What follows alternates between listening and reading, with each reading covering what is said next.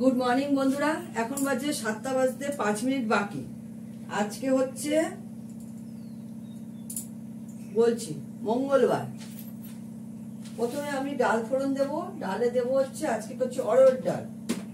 অরহর ডাল আমি দেবো হিং ফোড়ন, তার সঙ্গে শুকনো লঙ্কা জিরে তো পড়বেই, আর ঘি তো পড়বেই।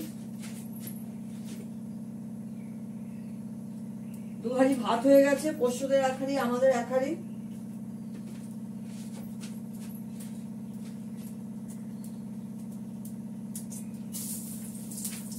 চিমনিটা চালিয়ে নিলাম।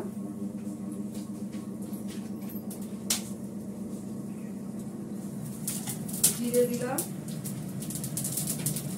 দেবো হিং,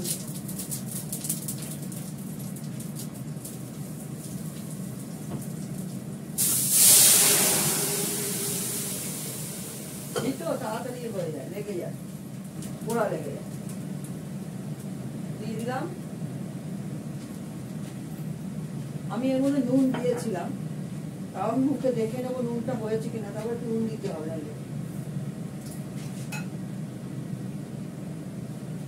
একটু মিষ্টি দেবো, অর্ডারটা একটু মিষ্টি মিষ্টি ভালো লাগে। বড়দের প্রণাম, ছোটদের ভালোবাসা নিয়ে রান্না স্টার্ট করছি। করে দিয়েছি অলরেডি, দেখাচ্ছি সবই।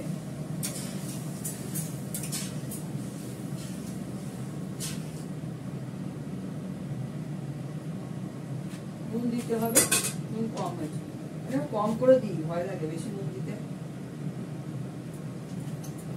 হয়ে গেল নুন দেওয়া। দেখো আমি করবো হচ্ছে কালবোস মাছ। এটাকে নুন হলুদ মাখিয়ে রেখে দিয়েছি। অনেক বড় বড় টুকরো, অনেক বড় বড় মাথা, কত বড়, অনেক বড়। কালবোস মাছ করবো, তার জন্য কেটে নিয়েছি পেঁয়াজ, আর দেবো আদা ঘষে। আদাও বার করে নিয়েছি ফ্রিজ থেকে। আদাটা একটু নর্মাল হোক, আদা ঘষে দেবেন। ডালের এটা একটু ধুয়ে দিই, কারণ এর মধ্যে অনেক ডাল রয়ে গেছে।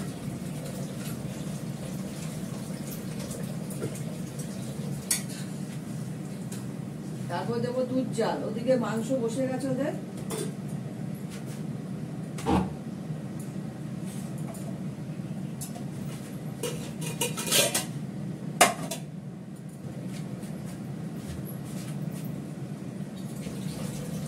এটার মধ্যে মেটে বসাবো, ডালটা ফুটুক। এর মধ্যে করবো হচ্ছে মেটে।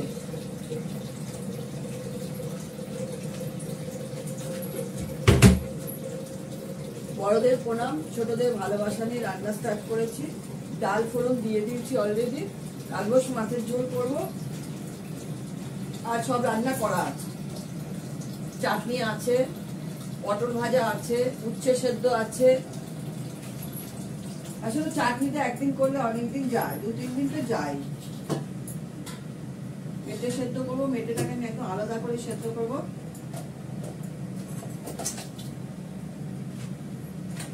আলু কেটে নিয়েছি, পাতলা পাতলা করে আলু কেটেছি, অল্প একটু আলু, একটা বড় আলু কেটে নিয়েছি, পেঁয়াজ কেটে নিয়েছি, শুধু আদা ঘষে নেব।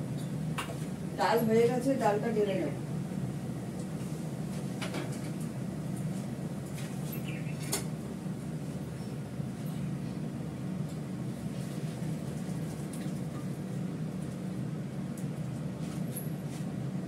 কড়াটা খুবই ভারী।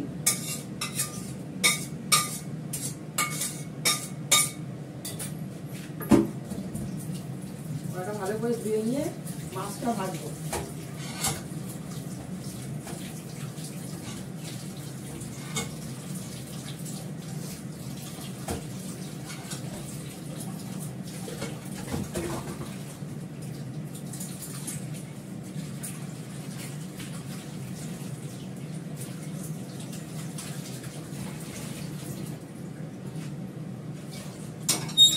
ভালো করে ধুয়ে নিয়েছি, মাছটা ভেজে নেবো।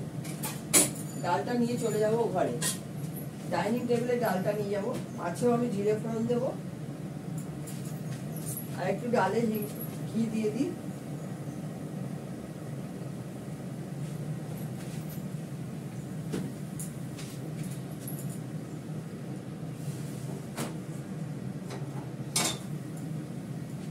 জলটা এখানে সরিয়ে দিই। এখনো দুধ জল হয়নি, দুধ জল দেবো, করছি একটা একটা করে।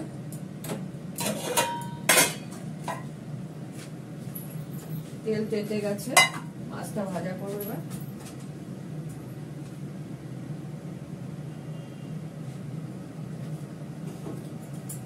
আদাটা কষে নেব, চিংড়ি চলছে। আদাটা প্রথমে আমি খোসাটাকে ছাড়িয়ে নেব,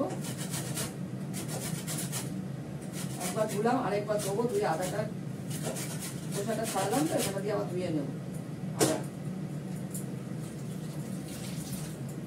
ফ্রিজে আদা রাখলে না বসতে সুবিধা হয়।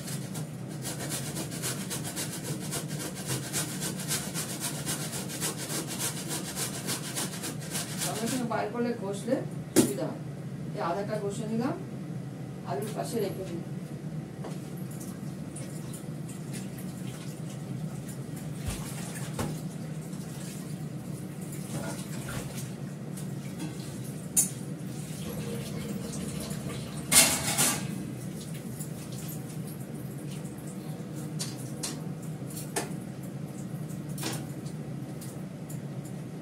আদাটা সরিয়ে দিই, তেল তেতে গেছে, মাছগুলো ভেজে নিই।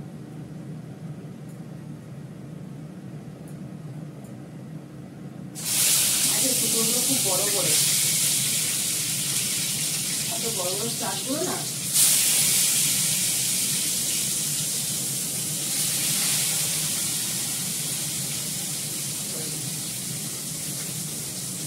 মাছটা ভেজে নিই, দেখাচ্ছি। পেঁয়াজটা দিয়ে দিলাম, মাছগুলো পুরো ভেজে নিয়েছি। আলুটা দিয়ে দেবো, আলুটা একটু পরে দিই, একটু ভাজা ভাজা করে নিই, জিরেটা ফোড়ন দেবো, কেননা তাহলে পুড়ে যাবে জিরেটা। এর মধ্যে দেবো নুন আর হলুদ,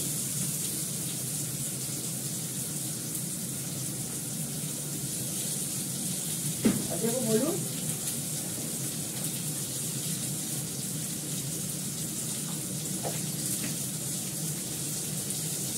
এইগুলো একটু আমার মশলা করা, হাতে করা মশলা দেবো। আদা বাটা তো দেবই, অল্প করে দিলাম।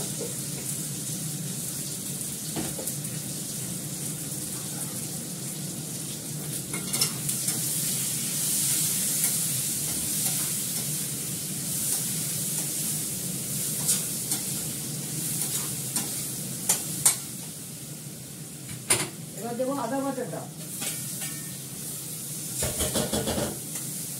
এবার দেবো জিরে ফোড়ন,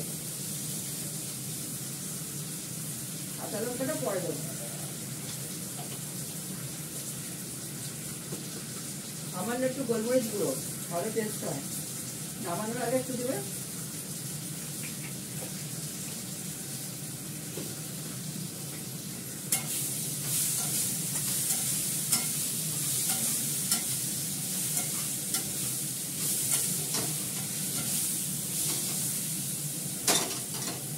এবার দিয়ে দেবো জল,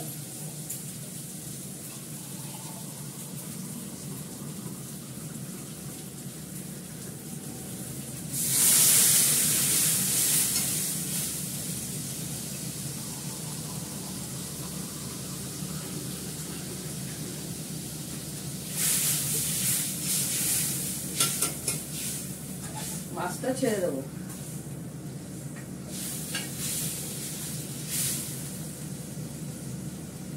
জল বেশি দিয়েছি ঝোল, কেননা আলুটা সেদ্ধ হতে অনেকটাই সময় লাগে। দিয়ে দেবো কাঁচা লঙ্কা, এই কাঁচা লঙ্কাটা আনি, কাঁচা লঙ্কা দিতে হবে বলে আরো কাঁচা লঙ্কা দেবো। ততক্ষণ ঢাকা দেওয়া থাক, আমি কাঁচা লঙ্কা নিয়ে আসি। মাছের ঝোলে আর কিছু না হোক, যদি গোলমরিচের গুঁড়ো দিয়ে দাও, নামানোর আগে ব্যাস হয়ে যাবে, টেস্টি লাগে খেতে। মাছের ঝোলে গোলমরিচ গুঁড়োটা খুব ভালো যায়। হতে থাকে এটা একটু।